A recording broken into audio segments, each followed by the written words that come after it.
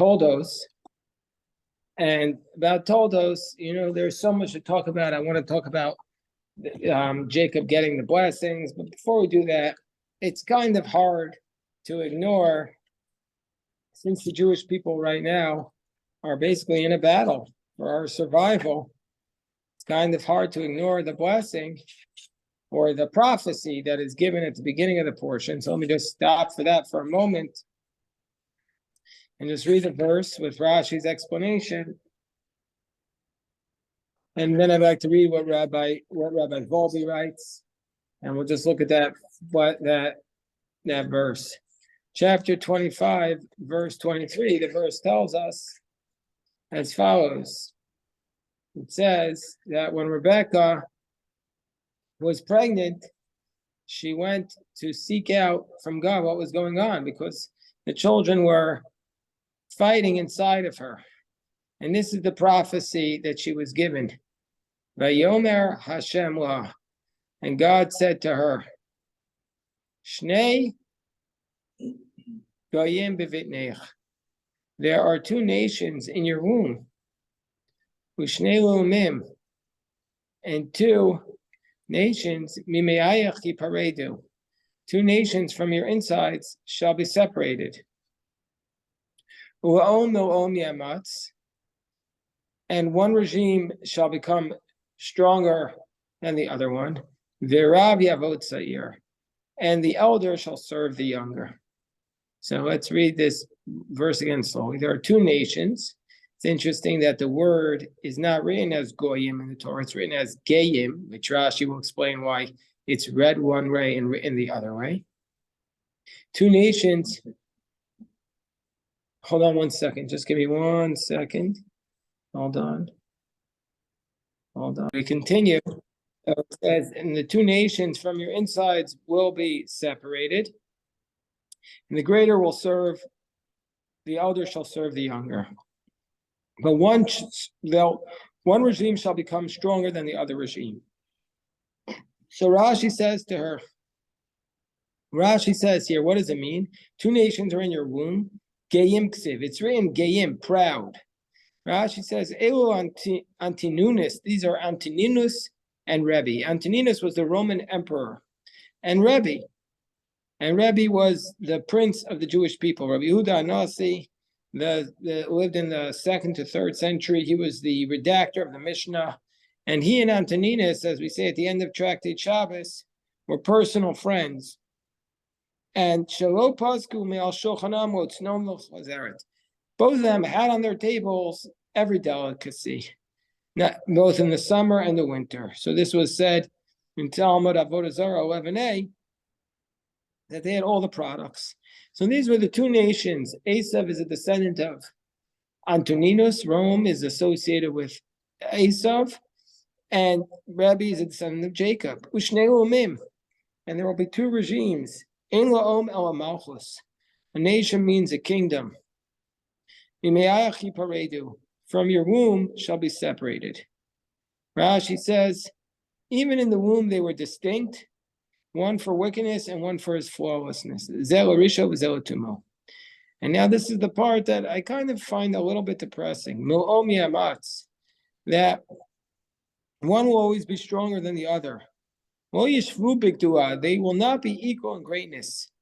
When this one rises, this one falls. And so it states, Rashi says, I will fill myself from the ruin, which implies that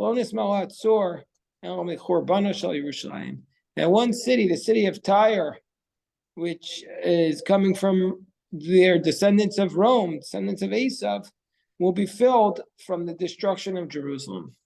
It's a little bit depressing, because the message it's telling us is that, and it's obviously, I wish it weren't so, but the message it's telling us is that the way of the world is that the two nations, Jacob and Esav, aren't going to be able to be both great at the same time. When one is great, the other will be weak, and they're always going to be in like a constant struggle, and only when one is great will the other fall. And that to me is always a little bit depressing, that that's how the Torah interprets it. So let me say what Rav Volbe says, and then I'll share with you what the Rebbe says in interpretation of this. So Rav Volbe says something I also find a little bit harsh, and he says that, he quotes this Rashi. He says when Rebecca passed a base medrash, Jacob tried to get out to say he wanted to study Torah. When she passed a house of idolatry, Esav wanted to get out. And so Shem explained, this is what it means. The prophecy explained, 2 nations are in your womb, 2 regimes from your innards will be separated. Rashi explains that the 2 nations will not attain greatness simultaneously. When one nation rises, the other will fail. So Rav Volbe, the Mashkiach, he says as follows, and it's a little depressing. He says this verse encapsulates the last few thousand years of world history. But what's so depressing about it, and you read this on the papers today, is how much of the fights in the world revolve around the Jews. Even when 2 Gentile nations fight between themselves, it ultimately results in the Jewish people being affected. When you think about the fight between Russia and Ukraine today, like, what does it have to do with the Jewish people?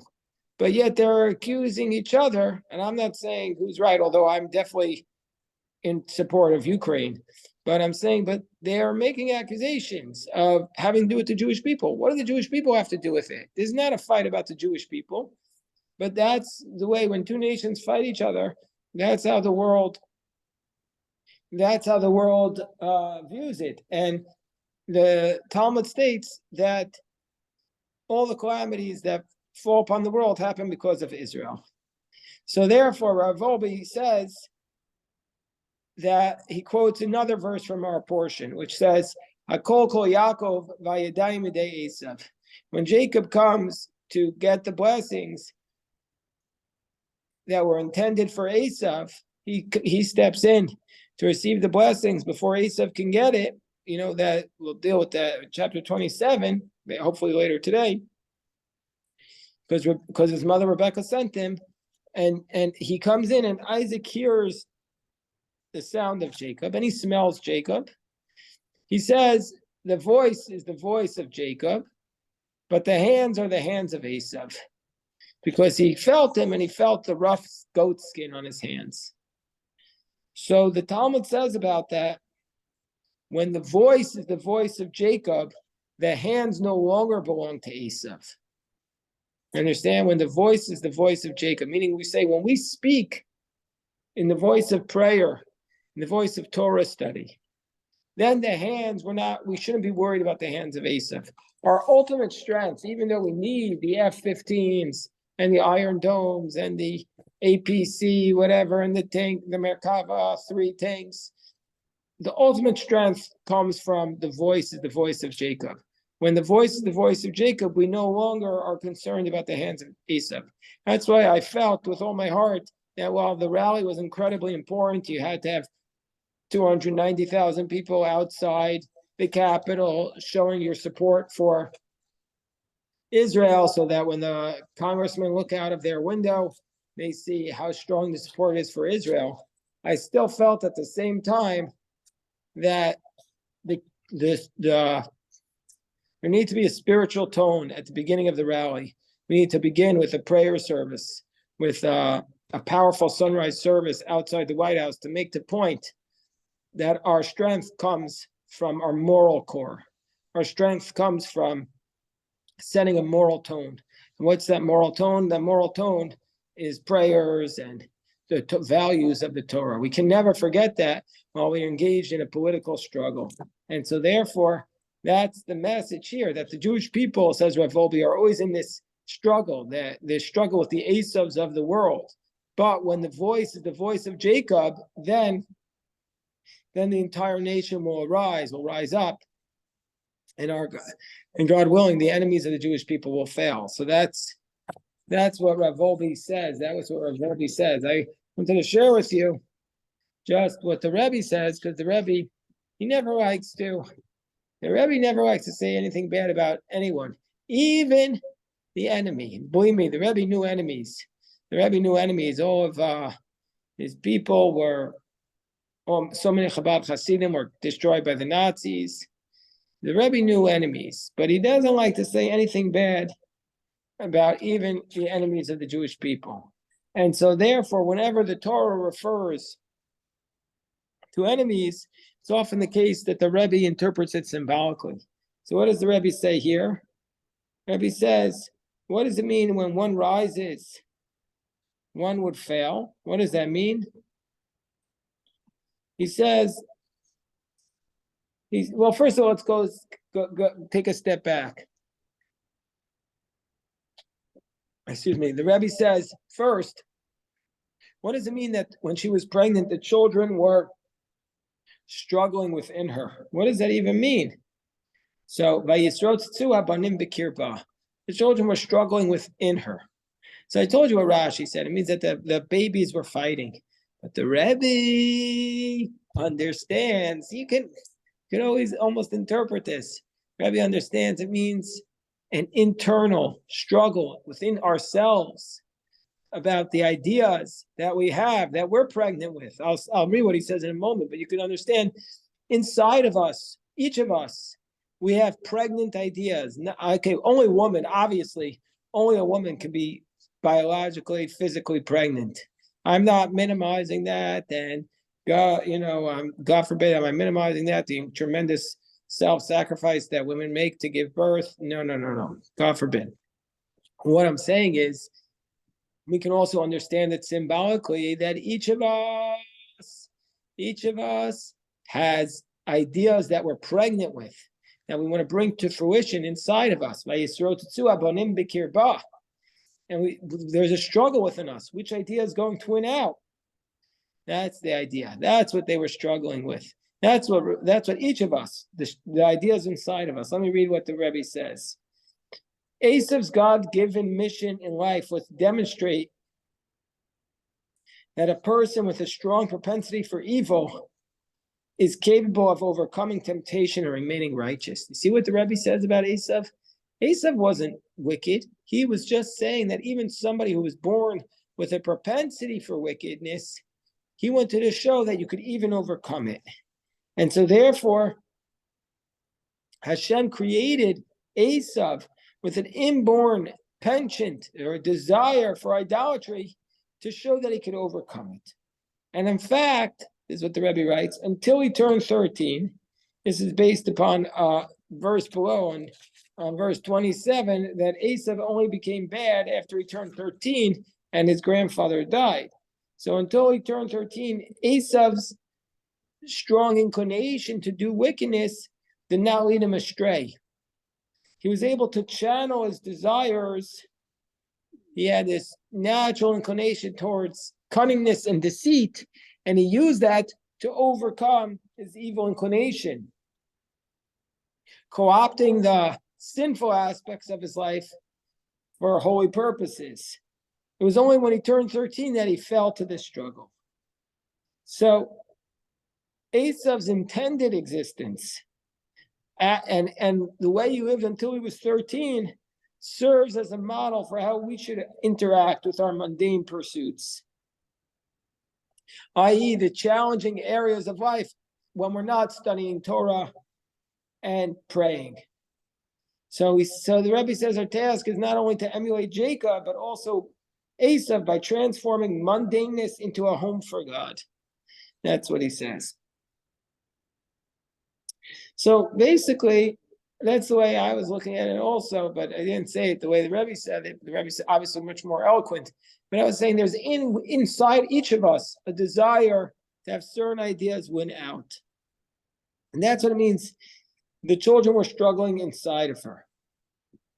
The Rebbe says, we each possess an inner Jacob, our divine soul with its godly drives, and an inner Esav, our animating Esav with our selfish drives.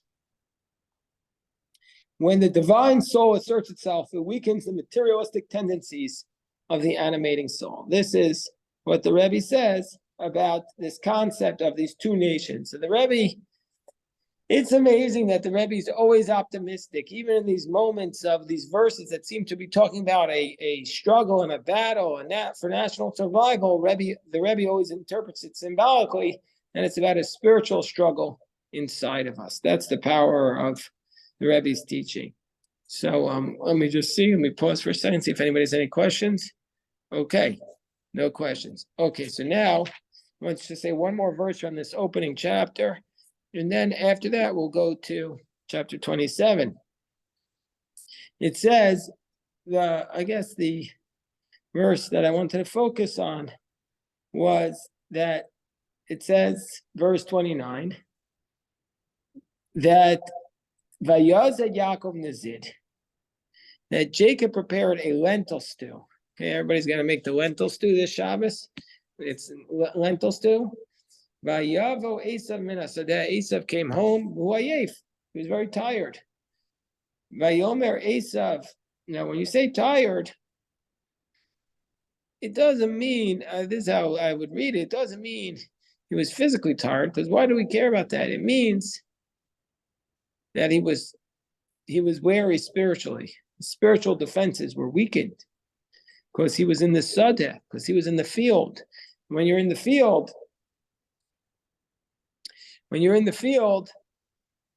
it means you're out in the workplace. So your spiritual strength is weakened.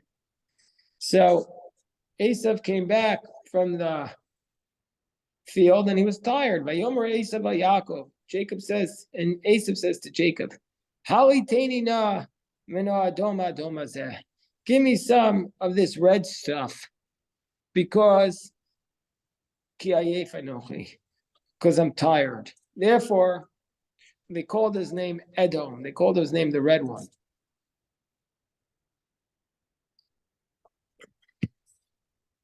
Vayomer Yaakov, and Jacob said, Michrach hayom es bechoras choli. Jacob said, sell me the firstborn. Sell me your firstborn today. Vayomer Esav, and Esav said, Hinei anochi holech hamut. I'm about to die. Why do I need the firstborn? Jacob said, swear to me. And he swore to him, and he sold his firstborn rights to Jacob.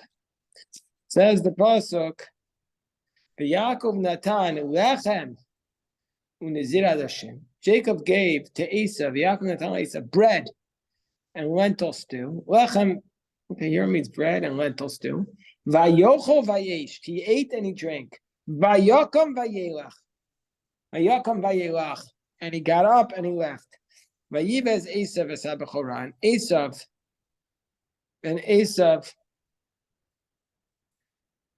Esav despised the firstborn. Esav despised the firstborn. Vayivez Esav esabechoran. Esav despised the firstborn. So what is going on here? Well, first, let's look at Rashi. Rashi says that this shows Esav's wickedness, that he didn't respect service of God. That's what Rashi understands it. About this also, I want to read what Rav Volbe has to say about this. I want to read what Rav Volbe has to say, because I think it shows us, yesterday, as Wendy was saying, there were people who got up at 1 a.m. in the morning to come and drive down just so that they could be there for the early morning prayer service. They could have come later in the day and gone straight to the rally, but they knew they needed to daven Shacharis. They knew they needed to daven on Rosh Chodesh. They wanted to hear the Torah reading. How are they able to do this? They drove through the night. That's called dedication to a mitzvah. They drove through the night. This is what the opposite of what Esav did. What did Esav do? After Esav sold his birthright, he drank, he stood up and left. He ate and drank, he stood up and left. And Esav scorned the birthright. The Ramban, Nachmanides, quotes the verse that says, somebody who scorns something will be injured by it. So therefore, what it means is somebody who scorns a spiritual level forfeits that level. even if the sale was not valid. So meaning to say, there's a question, can you really sell a firstborn? Can you really sell a birthright? It's not something tangible, meaning to say Esav was going to inherit a double portion, but at this point there was nothing there. So is it really a valid sale? So many commentaries say it wasn't a valid sale. So if that's the case, how did Esav lose the firstborn? Because he scorned it. It says Vayivez Esav b'chora, because he acted in a flippant, callous manner about what was this holy thing that was being given to him. That was the reason why he lost the firstborn. Not because he sold it, but because he scorned it. Follow that? He lost it because he disrespected it. He acted disrespectfully towards it. And there in this context, the Rav Wolbe talks about the respect one has to have for Torah and mitzvos. So he says that more than doing a mitzvah and studying Torah, even more important than the actual doing of the mitzvah and the studying of the Torah, is the importance of respect for the mitzvah and the study of the Torah.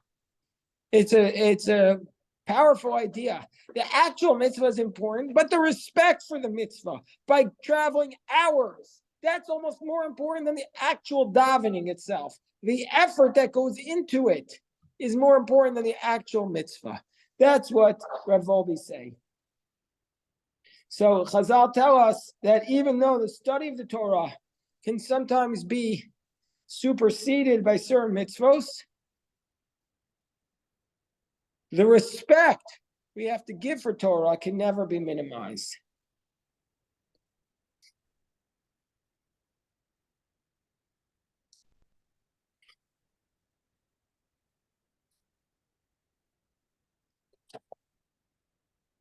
So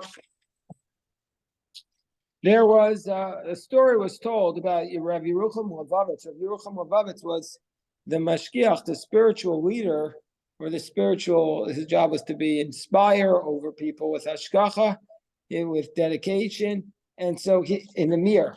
So there was a time when the Polish government was planning to forbid the slaughter of animals.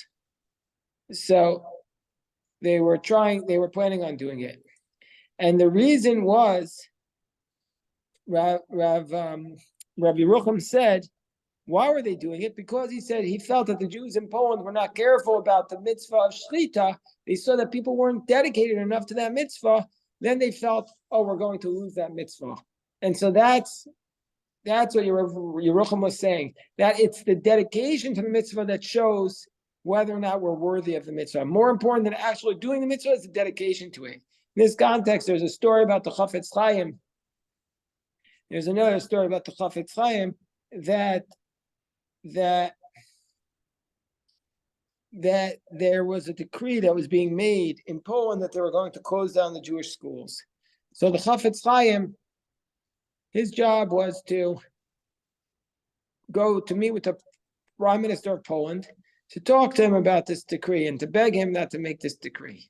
And the way this story is told, that the Chafetz Chaim went into this meeting and he tried to say something, but he wasn't able to speak. All he could do was cry. He just started to cry. And he didn't actually, every time he tried to speak, he just cried. And when he came out, they asked him how it went. He said, I wasn't able to say anything. Then they heard that the decree was canceled. And they said, how was this decree able to be canceled? You didn't say anything. But the prime minister said, when I saw your dedication to the mitzvah, I knew that it wasn't right. I felt it. And I just feel this way about all the people who traveled yesterday to support Israel, support the Jewish people, whether the people traveled early in the morning or there were people there who traveled 12 hours by car. Just incredible, days journey from Florida. People flew into different airports and then drove buses.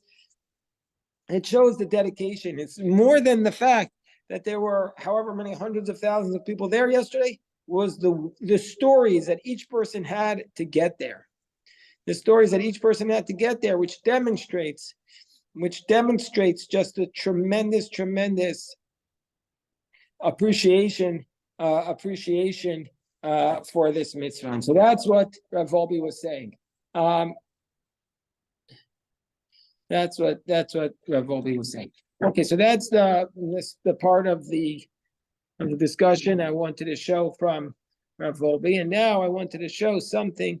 I saw a beautiful teaching from Rav Moshe Feinstein, which I wanted to share with everybody. First of all, I'd like to welcome Bruce and April back. It's good to see you guys. Baruch Hashem. And so now I want to share this teaching from Rav Moshe Feinstein that I saw, which was very, very powerful. So Rav Moshe Feinstein said, hold on, let me open it up.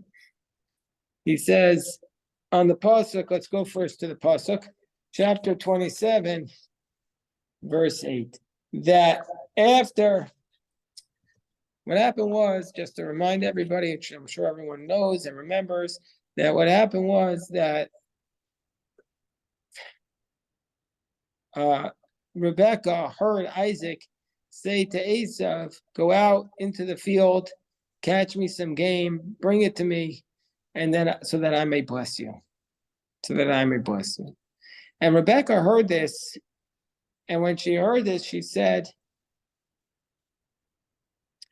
told her son, not Jacob, to spring into action and to go get 2 goats and bring them to Isaac in advance, and to put the goat's skin on his hands so that it's to be able to deceive his father. That's what Rebecca said to Jacob. And the pasuk says, "V'atabani shma b'koli la'asher ani mitzaveh otcha." Now, my son, listen to my voice, to that which I am commanding you.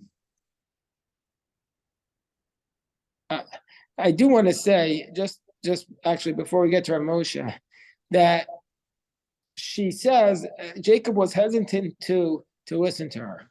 And then in verse 13 it says, Vatomer lo imo, his mother says to him, when Jacob says, how's this going to work? My father is going to feel me. He's going to touch me, embrace me.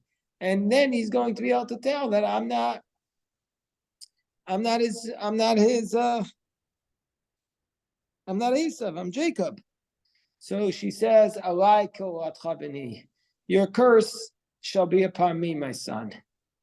This idea, when she says your curse will be upon me, I've always been very, very moved by this verse. The verse of a mother throwing herself in front of a curse. This is not like, you have to realize that she believed deeply in the power of the curse of her husband. And we know that the curse of Jacob was very powerful, because remember later on he issues a curse, and soon after that Rachel dies. But she was willing to accept this curse. And the idea is, the Rebbe taught us also, that in order to receive a blessing, and she wanted to receive a blessing, a tremendous amount of self-sacrifice is required. If you think about in World War II, we had the blessing of freedom. Think about all the men and women who sacrificed. They sacrificed so much in the fight against the Nazis. So she was saying, I'm prepared to sacrifice. And when the Rebbe writes, when Jacob saw that his mother was prepared to sacrifice, he realized that he needed to be able to sacrifice as well. So the Rebbe's position was that Jacob did this not because he saw his mother will bear the consequences, but because he said, I see what my mother's willing to give up. That's what I'm willing to give up. And that's what I felt also on my recent trip to Israel. I just felt this just tremendous amount of willingness of people to sacrifice for the nation, to sacrifice for the greater good, to give up so much of themselves for the blessings of many. So now that those are the verses, but now I want to read to you what I saw from Moshe Feinstein. And he is like he gives a very, very close reading of the psukim, which I found fascinating. It says Ramosha Feinstein the following. He says, now, Rivka, what was she so worried about? It's clear that she was so worried that Esav was going to receive the blessing that she felt was supposed to go to Jacob. Why was it supposed to go to Jacob? For two reasons. One, she felt he was more worthy. And two, Esav had despised the blessing, and so Jacob had received it. He had bought it from him. And the Talmud tells us that it was not only Rebecca who was worried,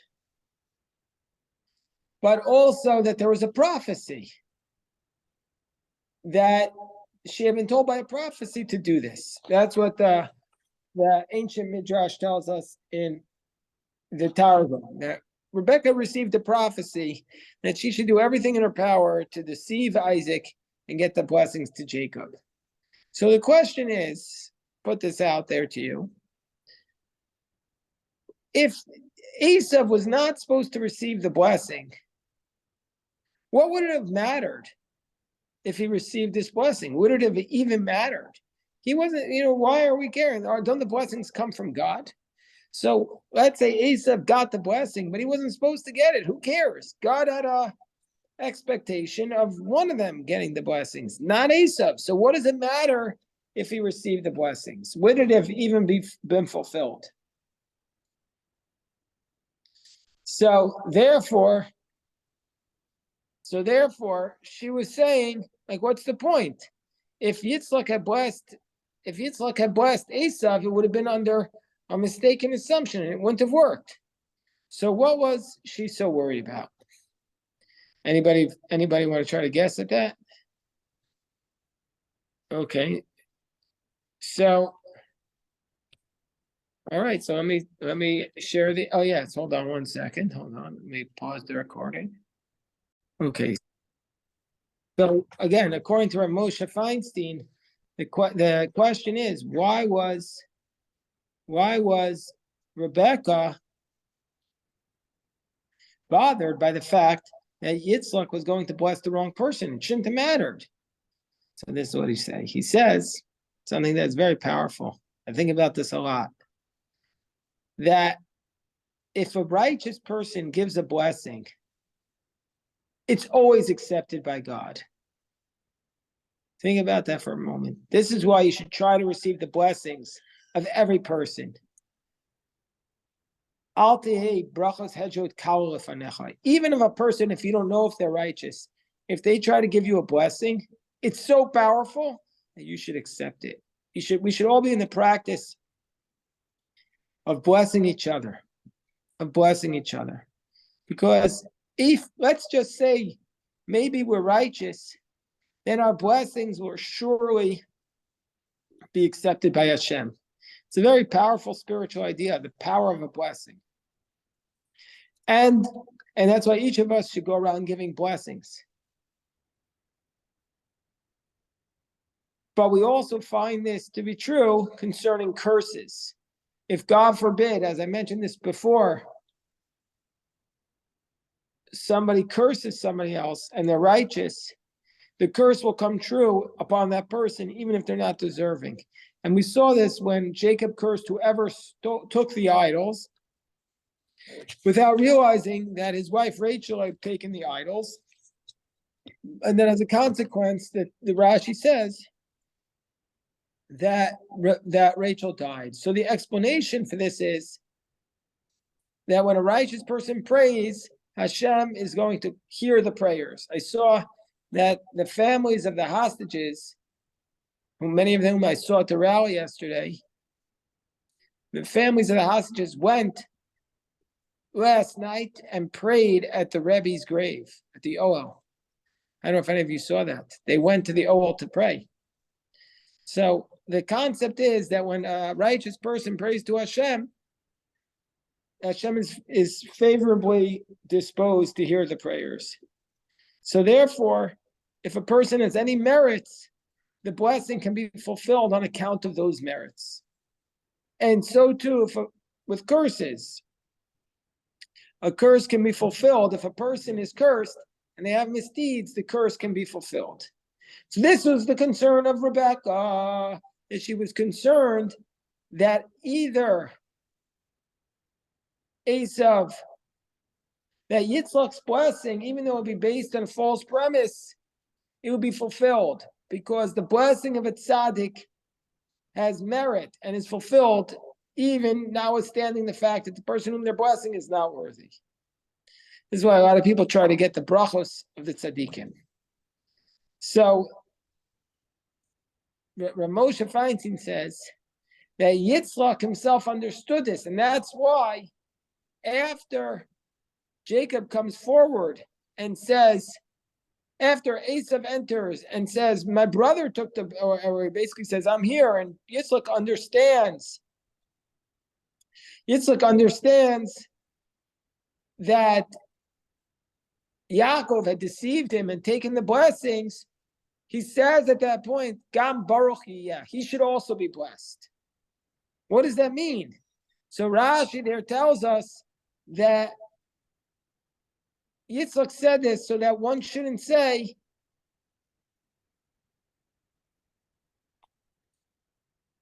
that he didn't want anybody to say that Yaakov received the blessings only through trickery, because he understood that the power of a blessing goes beyond even a person's own merit. And I want everybody to focus on this idea, because I had a very big problem with this for many years.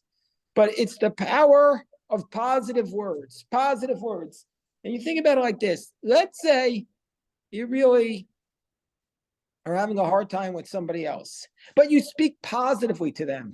You could change the whole tone of the conversation, and it can eventually become true. You understand? Like, let's say you have a difficult relationship with another person. If you just focus on trying to speak positive and speak in a positive manner and speak in a generous manner, the whole thing can happen and it can become true. That's the idea. That's the idea that can happen. That's the idea that can happen. And this is the concept. It's a very deep concept that if you say the blessing, even though the person is not necessarily worthy, the whole blessing can come true. The whole blessing can come true. And if you say a curse, and even though the person is perhaps not worthy of being cursed, the whole curse can come true. That's the power of positive speaking and negative energy. The power is that the blessings can come true and the curses can come true. Even if the person is not worthy, even if it was said without intent. Even if it was said without intent. That's what Moshe Feinstein is saying. I had a very hard time with this idea for a long time, but if you try it, I think it'll work. If you try it for a week, just speaking positively to people, just speaking in a positive manner, and just seeing what happens. So that's what Moshe was saying. And there's one more problem, says Moshe. One more problem with all this. What's the other problem? Is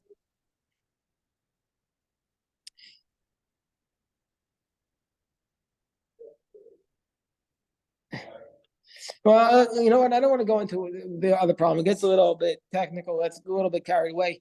I just want to say one more idea, and then we'll stop. I want to turn to Rabbi Soloveitchik. I always like to say what Rabbi Soloveitchik says. So this is what Rabbi Soloveitchik said. One more idea from Rabbi Soloveitchik. He says, why does Rebecca send Yaakov to the sheep? He says, why was Rebecca so determined that Jacob received the blessings? So the idea, and this is something that I said, I alluded to early in our discussion. I said yesterday the rally was about a political rally, and the morning was a spiritual. What was the real dispute between Rebecca and Isaac? The dispute was who should receive the blessings of the field. They both knew that Yaakov was the spiritual giant. Yaakov was the one who dwelt in the tents, and he was able to connect to Hashem, and he had a life of spirituality. They both knew that. But the question was, Esav was Yodei Tzayid, Ish Sadeh, a man of hunting, a man of the field. The question was, should Jacob also be the master of hunting and the master of the field. And Rebekah understood that if Jacob would just be a man, a scholar, a spiritual guru living in a tent, he would have no future. That the future needed to be incorporated within a place of Ish Sadeh, Ish Yodeh Tzayid, Ish Sadeh, in order to be able to carry out your spiritual values, in order to be able to carry out your teachings, your values into the world. You can't just be in the tent. You can't just be in the ivory tower. That's what Rebekah was saying. That's what Rebekah was saying to Jacob. You need to go, be able to be a man of hunting and a man of the field, because otherwise your tent will be destroyed. It seems so callous and so dark, but it's the reality. You would not be able to live in this difficult and dark world if you said, I just want to stay in my tent and not do anything. And so therefore, when Jacob, his whole life, he had been living in the tent, and he thought he'd be able to do that. So she says, no, that's not going to work anymore. You have to go to the flock. You have to learn how to go out to the field, learn how to struggle. Do not allow Esav to rule over you. But that wasn't enough. What Rebekah said to Jacob was, don't think that because you're going to the field, you're becoming impure. The field can be a place of the highest level of purity. The field can be the highest level of spiritual transformation. That's the value. Meaning to say that you can go into that field, and in that field, what is the blessing? The blessing is that when Isaac smelled the fragrance of his garments, he said, behold, the fragrance of my son is like the fragrance of the field which the Lord has blessed. Meaning to say, you can have the blessing of God even while you're working in the field. That's what she had to teach her son. Her son had been somebody who was thinking, okay, I can achieve all my blessings by being in my tent. Said it's not, that's pie in the sky. That's not going to happen. But what could happen is that even though you enter into the field to do battle with the Esavs in the world, you can still manage if you come with the core values of the Torah, you can still manage to have the fragrance of God in the field. That was the blessing. That was the blessing she was telling her son. Okay, I want to stop here. And if anybody has any questions, I'm happy to address.